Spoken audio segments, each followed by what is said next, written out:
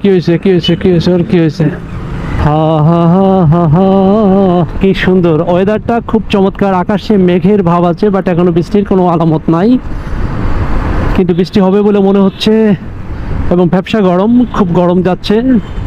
এর মধ্যে দিয়ে আমরা অফিসে যাচ্ছি, বাইক চালালে খুব আরাম লাগতেছে, বাট বাইকটা যখন স্টপ হয়ে আছে তখন আবার খুব বেশি গরম লাগতেছে। গাছগুলো দেখেন, আমি শুধু পথে ঘাটে গাছগুলো দেখি।